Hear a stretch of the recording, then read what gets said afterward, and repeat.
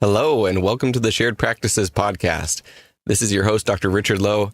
This is another solo intro and outro. Last week, George had me covered. I went to Indianapolis to do a half marathon, and we thought we were one episode further ahead than we were, and realized, nope, we're not. And him and Lauren recorded that, and I was truly grateful for George to do that for me. This week, I am having my tonsils out, actually in about a couple hours from now. So by the time this episode airs, I will be passed out on my couch, taking Percocet and miserable. And I made the mistake of posting on the Facebook group Dental Hacks Nation, like, okay, adult tonsillectomy, how bad is this going to be? And like instantly 150 responses about worse than pregnancy, stories of people almost dying, just shouldn't have posted it. So I'm going to be miserable. This episode with Dr. Matt Ford was one of my favorite recent conversations. Matt has some pretty impressive plans, and he is 2 practices into his ownership plans, and I think he's only going to keep going from there.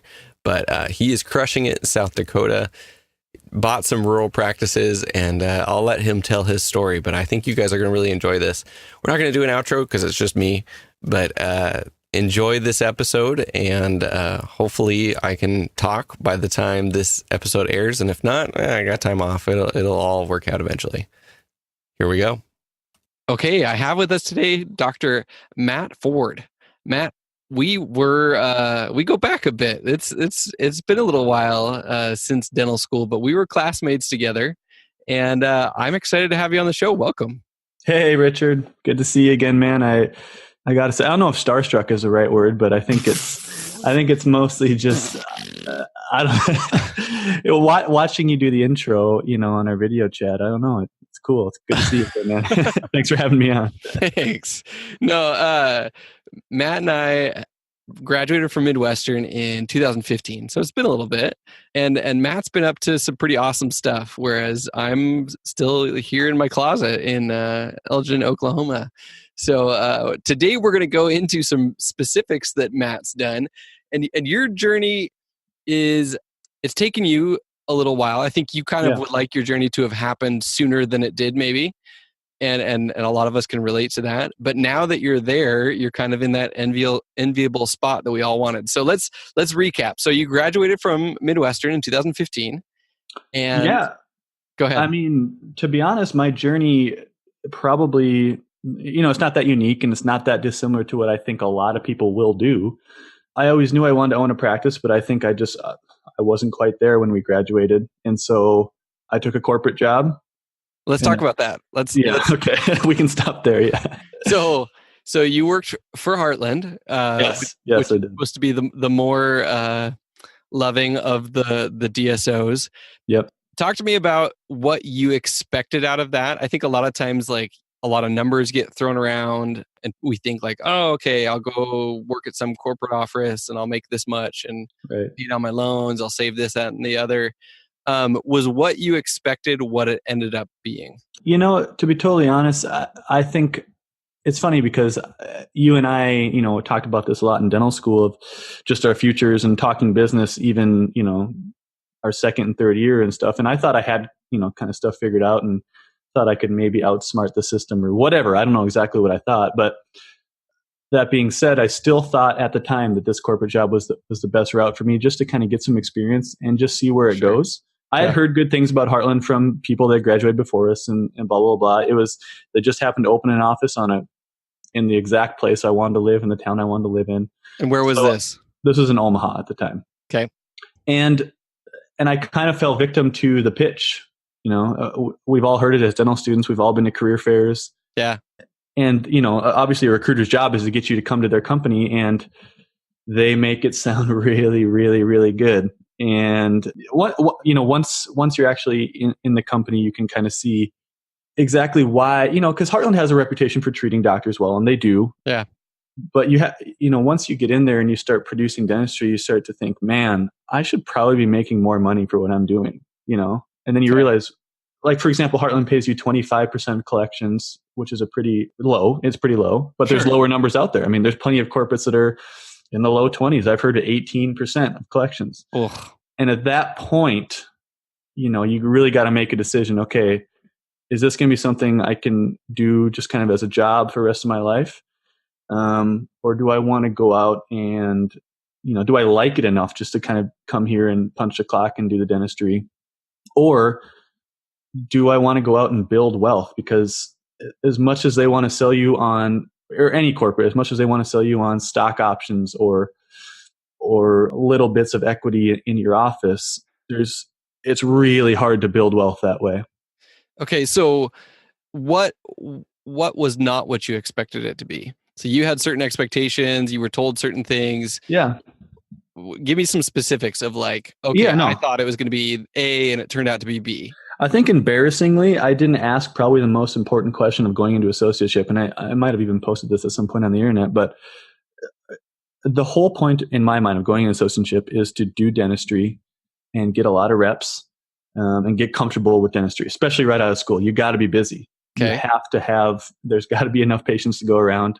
I guess kind of figured that it would be, because it's Heartland and they probably wouldn't have doctors sitting around. But little did I know that wasn't the case. I wasn't busy enough. I only ended up lasting there 7 months. So was it you said it was a new office? It was a new office. It was a startup office. I was the second doctor going into the office. Okay. And another thing that, to add on to not being busy enough, something that I didn't realize until I was with Heartland, and something I think that doctors or students in school right now that are thinking about corporate need to think about is how do you, if you don't get a loan straight out of school, you guys have done episodes on getting loans straight out of school, and there are ways to do it. Yeah. But if you're going to practice, let's say a lot of people have the plan to go into corporate for a year or two and then buy their office, right? That's kind of that's a pretty standard plan. Yeah. Your I don't want to say credit worthiness, but your worthiness to lenders is massively based on your ability to produce dentistry. Mm-hmm. It's massively produced on that.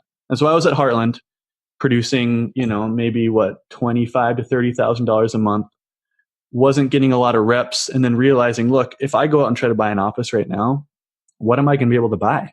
I'm not going to be able to buy the practice I want, a practice grossing close to $1 million and low overhead and stuff like that. As much as I want that office, I can't show a lender right now that I can produce that.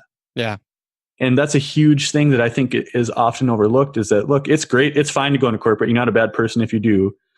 You just have to kind of go in there with your eyes open and think, all right, am I going to be getting out of it? Because they're getting a lot out of you. I mean, they're making 75% on you being there. Yeah. So you need to be able to get a little bit out of that relationship as well. And if it can kind of go both ways, it can be a successful relationship. And so I think, like you said, it took me a little bit longer. I think that's why I think I kind of delayed myself, to be totally honest, taking that job right away, not really realizing, what I needed to do to set myself up for future success down the road. Okay. So it was just as importantly not as much money as you thought. So maybe you weren't saving as much, you weren't making as much progress on your student loans, but almost more importantly for your next step of buying a practice was that you weren't producing what you needed to produce to prove to banks, hey, I can take on a really healthy practice. So at what point, when did you realize, how far into this associateship did you realize oh crap, maybe I need to look for something else? I think it was probably the third day in a row that I was watching Dental Town CE for 4 straight, the whole morning, 4 days in a row where I didn't get out of my chair. Yeah. And I was like, okay, something has to happen here, whether or not that means that I need to go do my own thing or I need to find a different job or something. This is not why I went to school, and it's going to take me 10,000 years to pay off my loans doing it this way. So sure. I need to have a change. Luckily, there was a position that came available in a rural part of central Minnesota where I'm kind of from. And it was almost the opposite situation where they couldn't find a dentist to come out there. And there was, 6,000 active patients, and it was the only dentist in town. And, they had 3 full hygienists and no dentist. So it was just absolutely packed from the first day I got there. So you were taking this dentist spot Right. Was this Heartland or was it a different A different company, yeah, okay. kind of a more like a more local regional company. DSO? Okay. Yeah, and it was a complete night and day difference. I mean, I went from being a last page producer on the Heartland production reports to the, Is that really a thing? Is there it is the thing? Yes. That's another thing. Wait, I'm heeding a warning to people in school right now. If you have like pride in your ability to do dentistry, maybe don't go to a corporate place where they lay all your laundry to bear on their company emails all the time, because do they send out a company email with everyone's production? Oh yeah. What? And I mean, how often? It was a monthly thing, but more than that, it went into detail about like how poorly, like why you were doing so poorly, because you weren't diagnosing this many things. And for example, they have a metric for you need to produce so many restorations per exam that you do. That's kind of one of the metrics that they keep track of. And so there's a million like that. Anyway, so I went from being a bottom of the page producer to by not really changing anything the way I do dentistry, just going to a busy practice, I was on the front page of their kind of production reports. And that's not to say that I was a better dentist by any stretch of imagination or I did anything differently. It's just that there was the opportunity for me. I felt like going out of school at Midwestern, we got a pretty good, clinical education, and I felt like I could do it. Yeah. But after my 7 months of Heartland, I was really questioning, like, what am I even doing? Like I can't even, I don't know. There's hygienists producing more. Like on the company email, I remember this actually. Like the top producing hygienists were out producing me. And I don't know. It was, like I said, I'm a fairly confident person, and that didn't sit that well with me. So that's awful. I just like how like I understand that, there's ways to motivate and there's ways to track, and if you track it, it'll improve and everything like that. But in this case, it wasn't your fault. Like they told you this position, you're going to be able to do X, Y, and Z, and they didn't have enough patients at this practice. There wasn't the patient's flow to sustain you, but now you're getting like pinned in these emails as like low producer of the month. Right. That's just awful. Okay. So I'm glad that you got to like quickly regain that like justifying in yourself, like that sense of like, no, I can do this, and I can crush it if the circumstances are right, and it's not me, it was them. Honestly, it motivated me quite a bit, to be totally honest, to go and just, do dentistry. But I try not to be as petty anymore. Like when I first left Heartland, I was, I'm far enough removed from it that I can talk about it now. So. Oh, the emotional scars. It's still just like, that sounds awful and just not fun. Okay. So now you're in this other office. Yeah. And you're cranking, you're making good money, but you're still wanting to have your own thing. Yep. And you did business for undergrad, right? You have kind of a background in this, right? Right. Yeah. And so go ahead. No, I was just going to say, so you knew you wanted to, when did you do Breakaway? I know you did Breakaway at some point. Did you do it in dental school? No, I did it in the transition time between Heartland and my next company. I had like a month or two off. So like I said, I was on my revenge tour at that point. I was trying to do as much as I possibly could Screw you guys. I'm going to go take Heartland and then I'm going to crush it. Or sorry, Breakaway and then go crush it at this other job. So you've taken Breakaway. Now there's this fire under you, both at the office, but also to find either a startup or an acquisition. Did you have an inkling one way or another? Like, I 100% want to do an acquisition, or like I'm looking for both? Like, what was your strategy at that point? Didn't necessarily have an inkling. I think I would echo what a lot of the experienced people that have been in your podcast have said before, is that, and what I found to be true is that I would go into the situation, try to find the place you want to be, and then look for a good acquisition in that area. Because I think a good acquisition and good demographics is obviously the best option. And if nothing exists in that area that you want to create something, then look for the startup route. Okay. So I think that, that is sound advice, because as people have laid out before me, like I said, a great acquisition, I think the pros of that outweigh a startup by a lot. And more specifically for my situation is that once I left Heartland, I started kind of setting goals about what I wanted in my life and how I wanted to go. And I realized that going the acquisition route, buying a great first practice, a cash flowing first practice, I would then be able to scale faster if that's what I wanted to do at the time. You know, if you go into a startup, they're great. We have classmates. I just saw a post of another classmate of mine just killing it. Yeah, I think in Danielle, right? Yeah, and you can absolutely do that. For me, I wanted to be able to have the option to scale faster. I mean, their startup is like in the top 1 percentile of startups, and they could probably still scale faster because they're crushing it right now. They're destroying it. The average startup, it takes a little while to break even, first of all, and then to become profitable, and then to have enough money to show the banks that you want another if you want another practice, you can get one. Whereas if you buy a great practice right away, a great acquisition right away, you have a lot more money and you're a lot more free to then do other things within dentistry if that's what you choose to do. Well, okay, so tell me this. At this point, did you know, because you've confided in me, and this is something that's kind of taboo, Sure. That maybe dentistry, the clinical side of dentistry, wasn't the same passion that you had maybe going into dental school. By the time you got to this point, you weren't thinking like, I love clinical dentistry and I would do this for free, even if I was financially independent. Is that fair to say? Absolutely. And I think, honestly, it was part of my early corporate experiences that I think that was, a big part of the reason why it jaded me into that direction. Yeah. And again, it's, like what did you hate the most?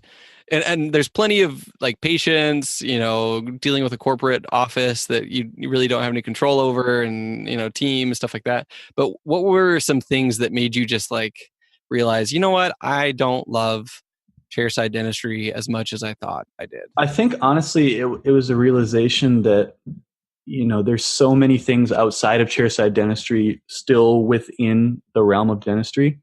It's it might be the millennial in me speaking, but I think when I was doing chairside dentistry for a corporate place, for example, I was working harder and not smarter. I was the engine making the office run, and at that point, I kind of got a little bit disenfranchised with the whole, how patients were kind of viewed in a corporate setting. And just, it wasn't really exactly why I got into dentistry, in the first place. It just kind of left a bad taste in your mouth, maybe. Yeah. And I mean, it's fine. Like I said, we still have plenty of people and plenty of our friends that are in corporate places. And like I've said before, it's not like they're bad people for doing that. It's just that it wasn't the way that I felt like that I could kind of chart my own path in dentistry. Like I said, it's really, really hard to create actual wealth for yourself working, as an associate in a corporate place. You can have a great paying job and it's pretty easy. And, you can, like I said, clock in and clock out and do dentistry. But yeah, as far as doing something on your own, and creating something for yourself, it's just not going to happen. Well, and I think this point is really important for people to realize, and that would be, do I love dentistry enough that if I were retired, that I would still do dentistry part-time? I think that's a really important question, just to like sit there and think.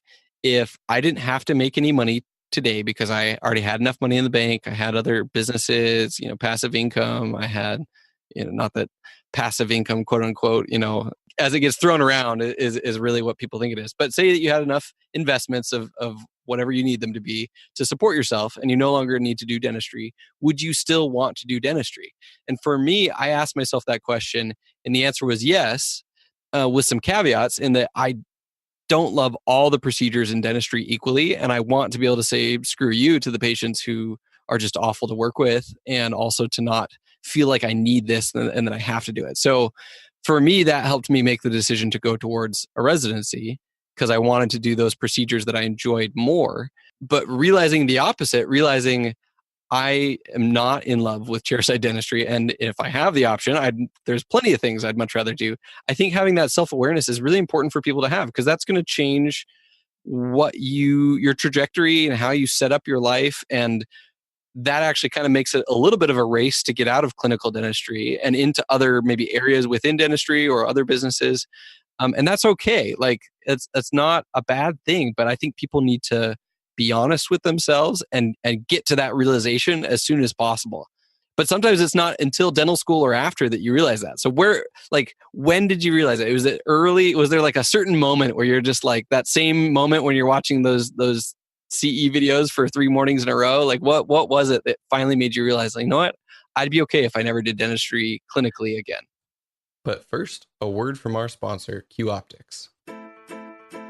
I've got with us here Brent Downs, who is the director of sales at Q Optics, and he's got a little bit of advice for that new dentist going to their first conference. We'll call her the light bulb lady. This goes back to the early 90s. I was in a booth right next to her, and this lady was legendary in how she would attract people into her booth. And the unsuspecting dentist, within a matter of just a few seconds, would have his bags on the ground and 2 light bulbs in his hands. And we're talking like color corrected ceiling lights or something? Exactly. And she was just a master at communicating, but she was also one of the most pesky sales reps that I've ever met in my life. It got to the point where she was around for years. People would see her walking down the aisle and they would literally turn around to avoid her. And it made for just a miserable experience for me. Working next to her. Exactly. I didn't have a whole lot of people to talk to that week. And the point is, the lesson that I learned from that is just, don't be afraid to say no. You're not going to hurt any feelings. It's just business, and they've got a job to do. Maybe they're a little bit aggressive in how they go about it, but you have to protect your self-interest. So no is a good thing to say. It's a good little word to learn, and you're never going to hurt anyone's feelings just by learning a little bit and moving on. Exactly. Awesome. If you're ready to upgrade your magnification experience, send an email to sales@qoptics.com. using the promo code SP16 for $100 off a pair of loupes or $300 off a loupe and light combo. They will figure out who the rep in your area is and schedule a demo for you where you can get fitted, try them out, see for yourselves. In worst case scenario, you say no. Not a big deal. Q Optics. Have a better look. I think it was, like I said, that transition time, and I'm happy that you said that, because I want to be, kind of the voice of reason in this. When you read, a lot of times when you go onto dental forums or you listen to other things, Facebook groups, right? Yeah, it's you get kind of a false sense of how things really go in an office, and you get a lot of people's best things. Yeah. You also get a lot of people. I always think it's funny on Facebook groups when someone has a hypothetical situation with a patient, and then people chime in and say, "Oh, this is what I would say to that patient," and it's like some super bold statement that there's no chance they would ever say to someone face to face. There's just a lot of stuff like that I realize that, it's okay, like you said, to not absolutely have a burning passion, desire for absolutely everything you do within dentistry. There's plenty of things to do, and that's the beautiful thing about, the profession we got ourselves into, is that you have options, and there's probably a ton of other people like you in your specific situation. And I've already, since I've started kind of, I guess, being a little more open, I've already talked to, a ton of people that are kind of in the same boat, and it's kind of refreshing, to be totally honest. Yeah, no, totally. Well, and so at this point you're thinking, how can I make the most of this and provide a way for me to exit dentistry? And so for you, that was ownership. So like this last week, I was in Indiana. I went to Indiana, did a half marathon this last Saturday. And while I was there, I was looking for practices. So I was looking on brokers' websites and like reaching out to some brokers, and like you could, especially hosting this podcast with George and having people on like you, which we're sorry, audience, we're getting there. Matt has 2 practices now, and they're phenomenal. we're gonna get there in a minute.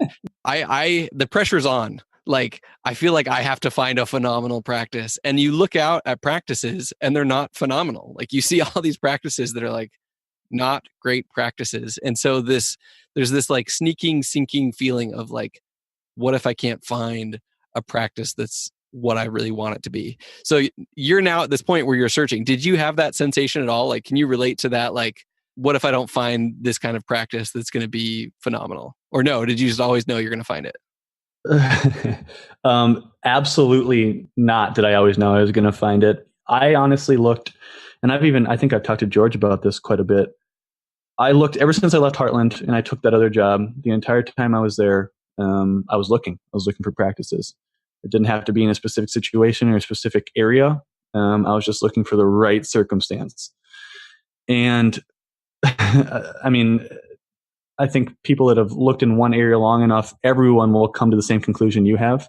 There's, as far as the practices that hit the actual market, there is probably, one out of every 20 to 25 that's kind of worth a second look. And then at that point, and then from there, actually getting to the point where you want to buy the office is probably 1 in 50 or 1 of 100. I probably looked at 150 to 200 offices during my search. And how many of those did you take like a close look with, like reaching out to the broker and like seeing the details and looking at the P&Ls and stuff like that? To be honest, I like looking at P&Ls and I like looking at information brokers have. So I did that for probably 15 to 20 of them. Okay. Ones that I actually considered, there was 3. And then, what were you looking for, and how broad was your search? Super broad. I was looking for and we'll get into the specifics of why I was looking for this later, but I was looking for kind of a move-in ready, quote unquote, practice, to use a housing real estate term. I wanted something that I knew that I could come in there. The biggest thing you hear a lot of people say is you have to go in there and reproduce a dentistry. That was a big thing. Go and find somewhere where you can reproduce a dentistry. That's the first thing. Then I wanted to find somewhere that was already functioning pretty well and already had a reasonably well-established team with reasonably well-established systems, that already had a reasonably low overhead. Okay. Because it's funny, in dentistry, you don't have to pay that much more for those kind of things. When you're looking at listing prices, it's not like there's a direct correlation with, if the team is better trained at this office versus this office, it's going to be more money. It's not always the case. And you can find those certain circumstances or situations where you can ask for a ton of things in your office, and you don't, like I said, you don't have to pay that much more for those certain things that then you'd have to go, if you didn't have, you'd have to go in and do a lot of changes right away to get up to speed. Okay, so what are some other specifics that you're looking for in terms of number of operatories, like collections, overall size of a practice? What were you looking for? Yeah, so my situation is just a little bit different in the sense that, as you know, Richard, we've talked about plenty of times, but my girlfriend, who's also a dentist, graduated with us as well. Yeah. And so that throws a little bit of a wrench in the search plans, because you either have to buy, it's kind of like George, you have to buy something that's big enough for 2 dentists right away. Yeah. Or you got to find a multi-practice situation.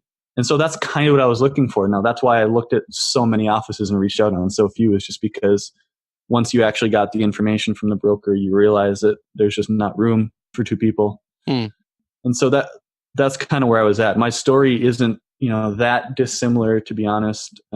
After I, found the office I ended up going with, then the Dr. Tim, I think it was the guest you had a couple weeks ago, in Iowa, where, it just kind of happened that the 2 practices ending up opening up for us. So.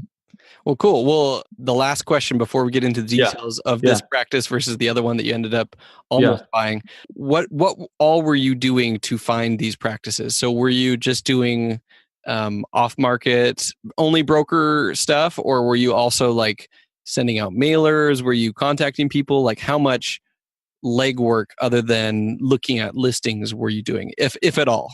Yeah, no, I did. I thought quite a bit. I didn't go as far as mailers or reaching out directly to dentists, but I did. Obviously, I went through the traditional avenues of brokerage websites and those kind of things, state dental board, association websites, blah, blah, blah. I also reached out to quite a few reps and some specialists in some areas that I had some sort of connection to that I could talk to about. Cool. And I think that the reason I like that is that I kind of maintained my anonymity in the whole process of, I don't know.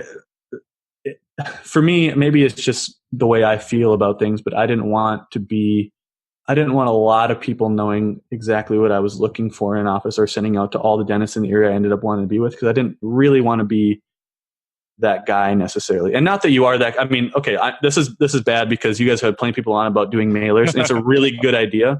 But for me specifically, and in the area I ended up going to, I'm happy I didn't, because I feel like I could have gotten a reputation that wasn't what I was trying to accomplish with that. And it could have gotten twisted into some other thing where I was looking to start my own corporate blah, blah, blah, blah. And which is funny because you totally are.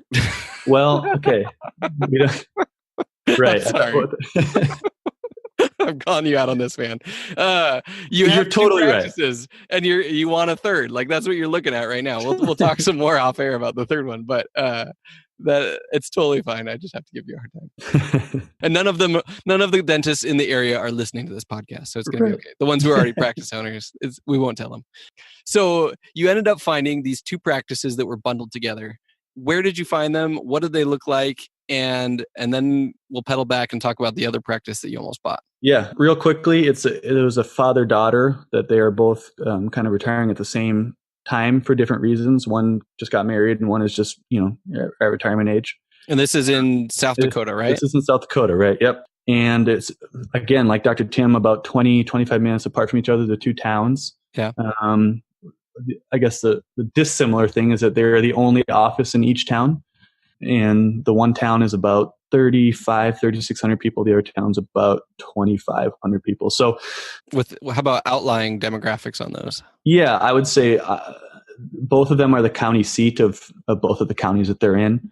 So I would say conservatively, 10 to 12, maybe 15,000 for each location as far as drawing area. Yeah, which is pretty crazy when you think about the demographics on that. I mean, if you were trying to do a startup, you'd be like as happy as a clam to have the demographics at either of those practices. Right, absolutely. Cool. So what was the collections on those two practices? The two practices combined did about a little over 1.5, like 1.55 is what I believe it was. And what was the asking price for that? Asking price was $940. So it was about 60, about 2/3 of collections is what they were asking, roughly, somewhere in there. Which is great in this circumstance because the EBITDA and the cash flow from these practices might have demanded a higher price if they had decided to get picky about that. Well, and that's a huge point you just made. That is one of what I think the shared practices listeners should maybe go back and listen to some of the Hunter Smith episodes about valuing practices and stuff like that. But the great thing about valuing practices on EBITDA, which by the way, no one does in South Dakota. I felt like I was, speaking, I don't know, French to brokers and stuff, but. So everyone was just assuming collections, right? Well, yeah. That's the way it's always been. And right. So, but the beauty of valuing a practice on EBITDA is that it kind of auto eliminates some of the practices that you don't want. Like those people will be asking so much more than what the range of a multiple should be, that you kind of get to the point where it kind of, like I said, it eliminates those options. For example,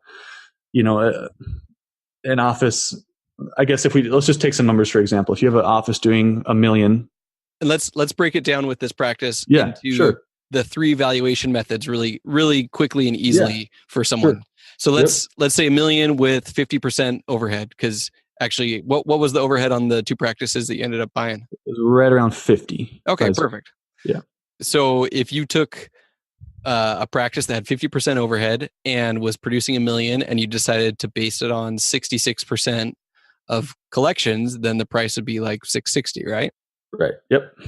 Versus what would be like the next method down in terms of kind of single doc practicing profit?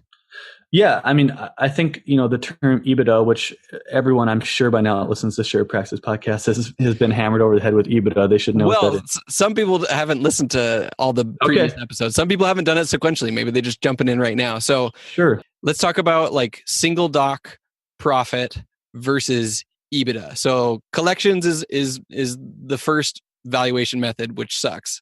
Yep. But in this case, worked out in your favor. Right. The second one is how much money as a single doctor working in this practice will I actually take home? Right. And so in this case, if it's $1 million practice and it's 50% overhead, they take home 500. They still have to pay the loan on the practice. But essentially it'd be that you kind of that 500,000 minus the loan, which is EBITDA. Yep.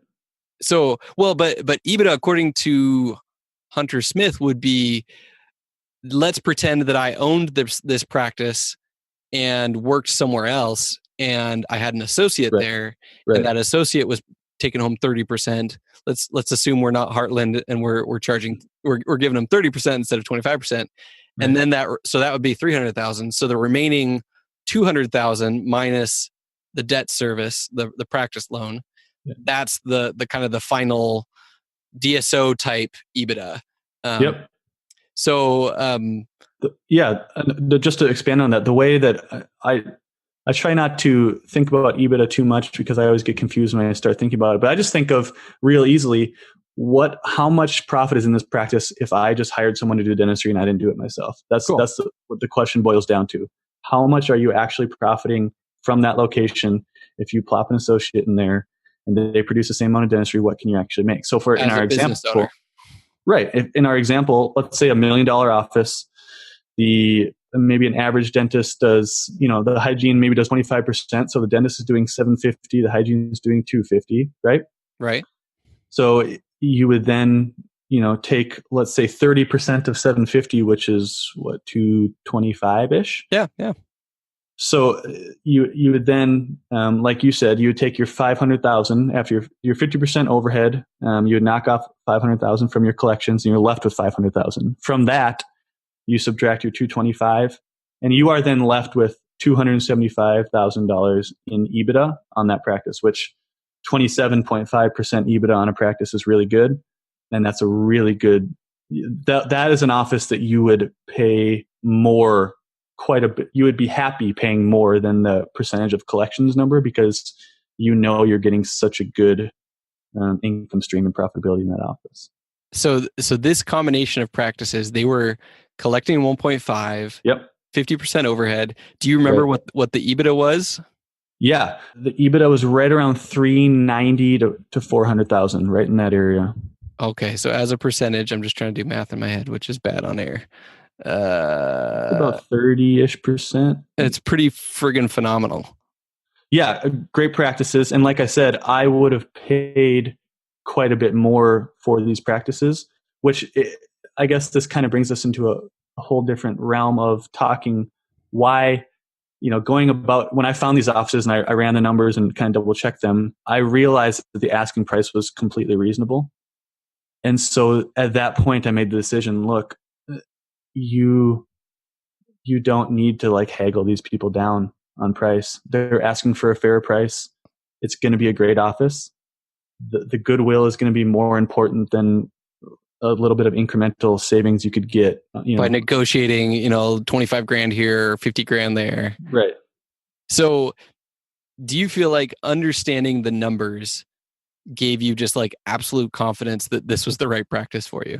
100%. Yeah. And I attribute a lot of that to having that time to look at a ton of offices. Yeah. And then you can, once, it's like if you are very heavy in a real estate market for houses, and what everything is sold for the last 90 days or 120 days in a market. If something pops up on Zillow and it's the first day on the market, looking at maybe 2 or 3 things, if that's a good price for that house or not, and you can act on it quickly if you want it.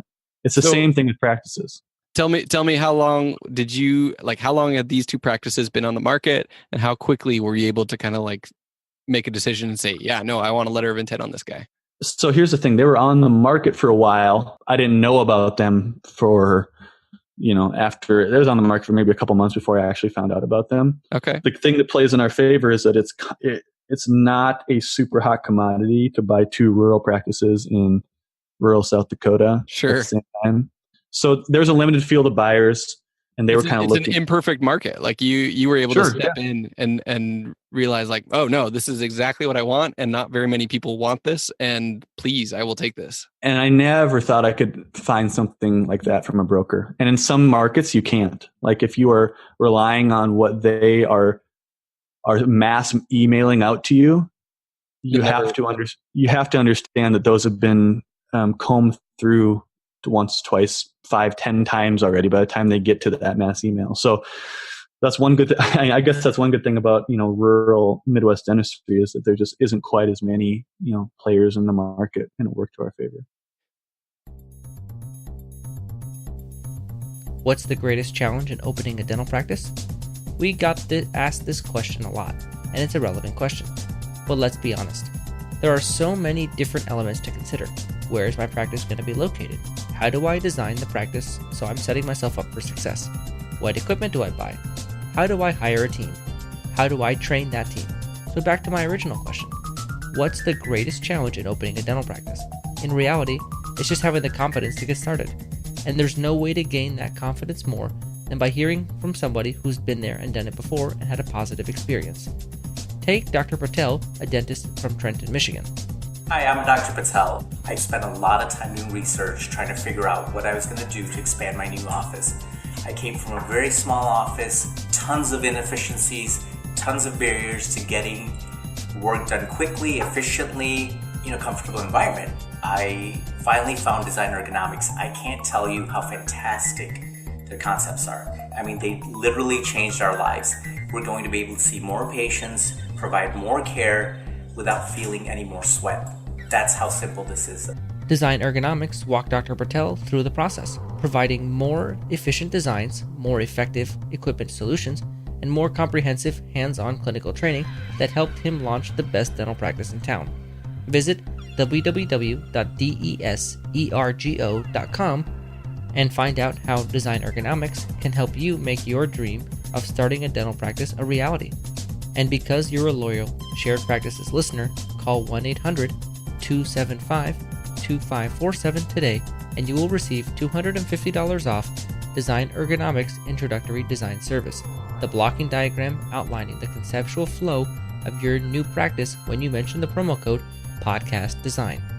Call today or visit our website at www.desergo.com to learn more. Now let's contrast this because you're, if you don't mind sharing, you've been very generous to share some real specifics with your numbers so far. What do you project to take home this year versus what you would have made at as a high producing associate at your last job? Yeah, I think I produced right around $1 million in gross at my last year at my last associateship. And so, at a regular associate salary of 30-ish%, you can kind of do the math, minus a couple labs and write-offs and Sure. stuff like that. But it was right around 300, maybe a shade under 300. Okay. And then from there, the kind of the crazy thing about ownership is that I'm actually doing less dentistry, quite a bit less dentistry now. Okay. And making, quite a bit more money. So that is where we can probably talk for a long time about the benefits of ownership versus an associateship, but there's just quite a few more things. There's quite a bit more flexibility as the owner that you have. Well, and I think you told me it's kind of like north of 600 is what you're projecting. If you don't mind me sharing. Too late. I already did. No. We can edit it out later. No problem. So it just blows my mind, the value of understanding this, how that gave you so much confidence, allow you to move into this, to buy these two practices that are then going to allow you to continue to buy more practices if you want to, and move into whatever other areas that you want to. Because making that kind of money, if you can avoid blowing it all on massive homes and vacations, like you can do a lot with that kind of money every year and continue to grow things. Right. Yeah. So it blows my mind when people like don't want to learn this stuff, or like we've had some people who were like, well, why would it be worth it for me to pay $2,000 to take, like we've got a ownership accelerator course. So the full price is $3,000. Sometimes we'll have promotions. We'll shrink it down to $2,000. Secrets out. George is going to kill me for putting that in the podcast.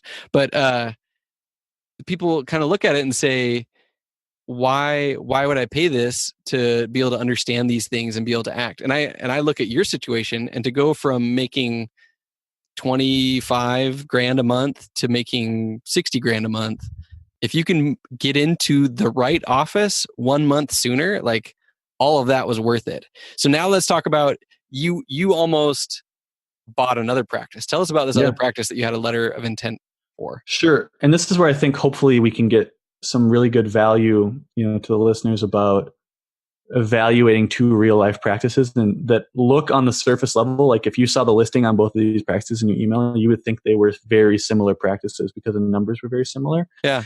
But there's a couple of things that go into it. So the one practice that we had put a letter of intent in was in the Phoenix Valley, the west side of Phoenix. And again, same type of deal, 1.5-ish million in collections, about 50% overhead. So at surface value, like I said, that compares very favorably to the practices in South Dakota. I think if a student or a dentist looking to buy a practice just knows a little bit more than that, they can make a good informed decision on why that one wouldn't be quite as good of an option. Because once you really start to dive in, you realize, one office, the one in South Dakota had a low overhead because the cost of doing business in rural South Dakota is just a little bit lower. I mean, that's the bottom line. Staff, rent. Sure. Everything. Everything. Yeah. Everything about it is just a little bit cheaper to do. And so what's the hygiene percentage in the South Dakota offices? It's right around 30. So it's great. Really helpful. Yeah, it's good. Right. And then, contrast that to kind of Metro Phoenix.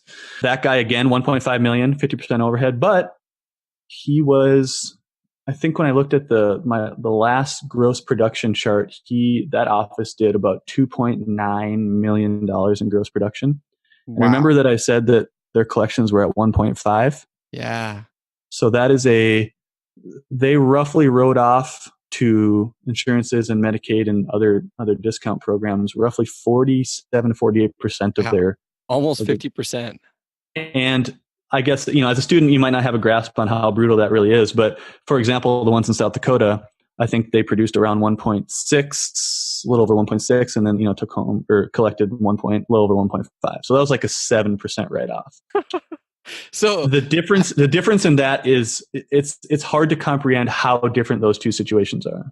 And so, like, what does that mean? Like, what is that dentist doing that the South Dakota offices aren't doing in terms of production, procedures, lifestyle? That dentist was producing himself more than both practices with all the hygienists and all the doctors in South Dakota were combined in gross numbers. He was producing about 1.8 million in gross numbers. A big part of that is because I don't think he referred one thing. Looking through his charts, I think he did absolutely every possible procedure that you can think of and took a ton of insurances, got a lot of patients in the door and did a ton of dentistry on them. And so, like I said, if you look on surface value, $1.5 million office with 50% collections, like we said at the very beginning, the first thing you have to look at is reproducible production. Because if we would have, I still was interested in this office just because of where it was and the demographics and the fact that I had low overhead and everything. I mean, there's still some good things about it, but I was kind of, the first thing you have to look at is, can I do that? Because if you can't do that, it doesn't matter what anything else is. It does, at that point, you're paying a premium to do for something you can't reproduce. So it's like you're paying more money to then walk in and not be able to justify that money that you paid. Right.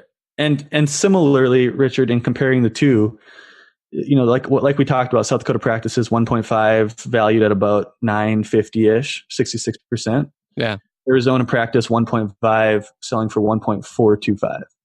So, that's 95% collections, which again, if you're looking at a practice, you say, wow, this is first of all, a $1.5 million office in Metro Arizona comes up like once every 6 to 8 months on the market. Yeah. So that's the first thing. So there's a lot of scarcity in those offices. That's why they can, command a higher price for them. Sure. You just have to be really, really careful about, why is the overhead low? Is this overhead low because this guy has a great rent deal that he can pass on to you? Well, that's awesome for you. In my case, this guy had a terrible rent deal, but he did so much dentistry that it didn't matter. His overhead was still 50%. Same things with staff overhead. I mean, those are two really big things that you can't really change as a new owner. Is his overhead low because he is running at a, fairly efficiently and kind of has just enough staff to get by? or does he have a ton of staff? But again, it doesn't matter because he produces so much dentistry. So we would have walked in there, the production would have dropped by a third, and the overhead would have skyrocketed to 70%, and then we would have been stuck with a huge practice that we can't really, it's going to be really hard to get back to where it was. So, and you paid more for it too. A lot more, almost $500,000 more. So this isn't like an infomercial for going rural, because a lot of people will tell you that, people listening to this podcast, and I'm here to tell you that you absolutely don't have to. That being said, you got to realize what the differences are in a urban versus rural practice, and what things you're paying for to live there. And that's something that we had talked about. Like, do we want to pay this much to live in Phoenix? We love Phoenix, but at the end of the day, I'd rather buy a plane ticket every week, live in South Dakota and buy a plane ticket every week, and buy a condo and a plane ticket every week, and make the same amount of money up here than I would just by working down in Phoenix and working my butt off just to like get back to even. So that was my philosophy. Absolutely. And it's huge that you kind of understood not just kind of the surface level numbers, but also the realistic understanding of what it meant to be a dentist in these two practices, right. or these two situations where in one, your hygienist is producing for you, your girlfriend, associate, is she an associate or a partner at this point? It's kind of an awkward moment. Like, no, she's an associate. Okay. So things are separate. So she's an associate. You've got hygienist producing, you've got your associate, you're producing, but you yourself, of that 1.5 million in production, like how much do you actually have to do? Because you're only like write-offs are like 7%. It's a great question. Like we said, hygiene's about 30%, 33%. They do about 500,000 themselves. Okay. So that leaves $1 million for me and another associate to produce in dentistry, which after 3 years, it's just really not that hard to do. I mean, $500,000 each, that's what, $40,000-ish a month. Yeah. I mean, that's not a ton more than I was doing at Heartland. At your Dentaltown watching office. At my first job, you get a guarantee there. You're doing $40,000 a month. You're making $120,000 a month. I'm doing the same amount of dentistry right now, Richard. That's the crazy thing that I hope people can kind of appreciate from this, is that maybe a little bit more, but compared to $1.9 million by yourself, which is what he was doing, right? And then writing off half of that because of insurance and write-offs and everything. Right. And one other, I hope, really specific point on these offices I hope people can learn from too, is that his situation was kind of the worst case scenario as far as overhead goes, because he had high fixed costs, like I said, high rent, high staff. Yeah. Both of those were really high. And he had low variable costs. So, which on the surface you would think is good, but when you're buying a practice, those are really, really easy things to change. Supplies and labs and those kind of things. Really easy to change. It almost takes zero effort. Doesn't disrupt the flow of the office at all. So I couldn't go in there and change the variable costs, which are easy for me to change. I would have had to gone in there and do a wholesale change on the fixed costs, which, you have to then fire staff.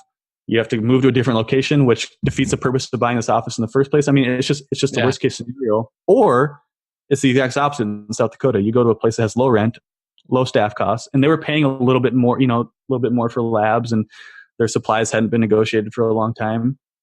That's the best case scenario. If you can find a place trim the that already fat has right good away. overhead. Yeah, I mean, 50% overhead turned to 44 or 43 in 2 months. And again, it's not because I'm a business genius. It's just you look at your expenses and think, wait a second. You are, but yeah, there was low hanging fruit. And I see that fruit was there. You don't have to pay $150 for a posterior zirconia crown in 2018. It's just not necessary. So yeah, no. So you were able to buy these two phenomenal practices together, immediately lower the overhead by 6 to 8%. Yeah. And set yourself up for future opportunities. And this is the power of understanding these numbers. This is the power of patience. This is the power of being determined to find what you want, even if it takes longer, even if you have to look broader, even if you have to go rural, if that's what's really worth it for you to get this kind of practice. Right. So just congrats, man. Like this is awesome. Like this is just really cool to see you in such a phenomenal situation. So let's wrap this up here. Yeah. What are you hoping for? Like, are your next steps? Where would you go from here? Like we talked about the whole clinical dentistry thing, I think I could see myself slowly kind of backing off a little bit of the clinical dentistry and working more as in the management role of potentially looking at and buying more offices. Sure. That's a good thing about dentistry, like I said earlier, is that you have the options to do that. So my plan, as it currently stands, is to get some associates in or partners into my practices and continue to kind of responsibly grow a little bit. And, one thing that I have come to grips with, and you have to realize in that scenario, is that you're not going to be maximizing your personal income if you do that. Yeah.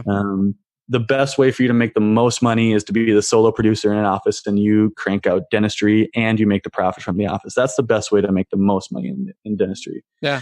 If you are hiring people to do dentistry for you, you will make less. You just have to balance that with, are you okay with that? Are you okay with, making maybe a little bit less money and just having, it's not that you have less stress when you own 2 or 3 offices, because that's a myth.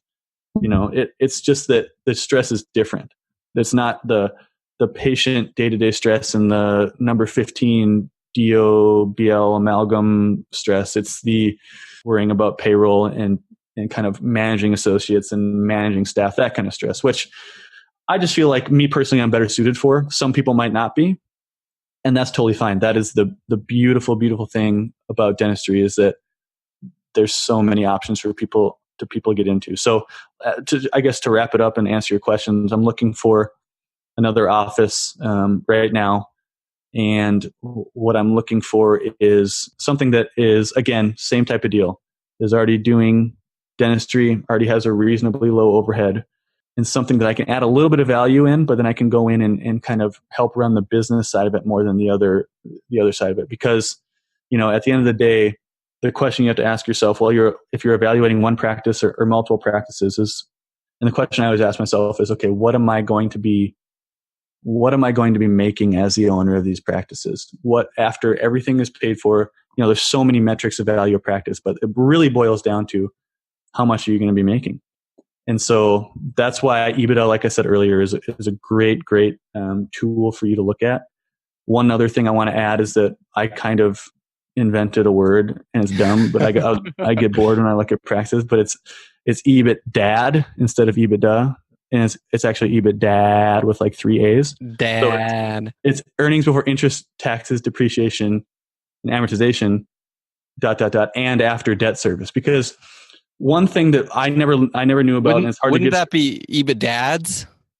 Okay, Richard, we're going to call it EBITDA. No. So one thing that I think a lot of students ask for is, or that I didn't know about, is, okay, let's say that you have an office that has $1 million office, that EBITDA is 200,000, right? 20% EBITDA. That's a good practice, right?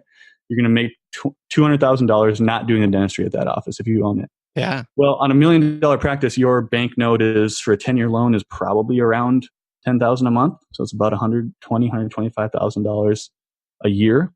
So really, your EBITDA is $75,000. So that's just one other wrinkle. We don't need to go too far into detail with that, but I want people to think about, I saw an example. The reason I brought this up is because I saw an example of a practice in a town that I'm looking at, where the EBITDA is 7.5%, and it's $75,000. So it's about $1 million practice. EBITDA is 7.5%. Yeah. The bank note on that is about $125,000, like I said. So it has a negative EBITDA, right? 50,000 or something. Exactly, and that is, again, the EBITDA is just what it is after you pay all the associates, all the overhead costs, and you pay the bank note. So that practice, although still a good practice, has positive EBITDA, and there's probably some positives to it. You can't buy that and put an associate into. You have to buy that and do the dentistry there, or you're losing money on that practice. So something else to think about for people is to consider the bank note too, because when you get up into buying big practices, it's $10,000, $11,000, $12,000 a month. And that adds up pretty quick. Well, if you just have a couple practices that produce $1.5 million with 42% overhead, you can just start buying practices cash. And that's just a whole nother problem to have, is when you're your own bank. So thank you so much for coming on the show and for really laying out like the power of understanding these numbers and what that can do for you. And just a phenomenal case study of your kind of where you were, your patients, what you were looking for, and getting to what you finally really were looking for. So congrats, man. And thanks again for coming on the show. Hey, can I just mention one more thing? Yeah. And this is just, I hear a lot of people asking about practices or posting about practices. If someone wants me to look at a practice, because I've done a lot of it in my life, I'd be happy to. This is dangerous, man. We get these emails all the time. Like, I know. We have to turn them down now. We've decided that we can't, like, George and I just don't have enough time to like look at all the emails. So, legitimately, I like it though. So like I said, if you're struggling and you don't quite get it, or you just want to talk on the phone and we can kind of talk through it together, I'd be more than happy to. I'll call you, Matt. What's a good email and phone number for people to reach you at? Yeah, my email is just mattford33@gmail. I think that's by far the best way to reach me. Cool. I check that all the time. So again, my first and last name, mattford33@gmail. Awesome. Cool. Well, thank you so much. I really appreciate that. I think our listeners will really appreciate that too. And you are going to regret saying that, but bring it on. Bring it on. That's awesome. Cool. Well, we will wrap this up. Thanks again, Matt. We'll talk to you later. Thanks. We're going to introduce a new segment to the show today, the metrics that matter most, brought to us by Practice by Numbers. I'm sure that everyone has heard someone say, doctors are the worst business managers. That may be the case for some dentists, but it doesn't have to be the case for you. Successful dental practices consistently monitor and seek to improve a few key metrics. Practice by Numbers dashboard analytics software provides a simple way for you to track and improve the metrics that matter the most. Today, we are looking at the percentage of perio patients. Current medical wisdom tells us that this metric is important to the health of your patients and your practice. Periodontal disease is linked to at least 8 major systemic diseases and is prevalent in about 50% of the population. For this reason, when we see a practice that only has 50 to 20% perio patients, we know that this is a great opportunity for the practice to increase revenue. This is productivity that can be added without the dentist lifting a finger. When we share with the hygienists that their percentage of patients with perio disease is unusually low, we typically find that they have been doing a lot of bloody prophies. Many times, a small investment in a good perio update is all it takes to get back on track. We like to set up a custom dashboard for hygienists so they can log in and track their progress. They can instantly see how many perio procedures they are doing and work towards properly treating and charging for perio procedures. A healthy goal in a typical dental practice would be that the percentage of perio patients is between 30 and 35%. Higher if your demographic includes many seniors, and of course lower if you have a big pediatric presence in the office. To learn more about using smart data to manage your business, visit practicebynumbers.com.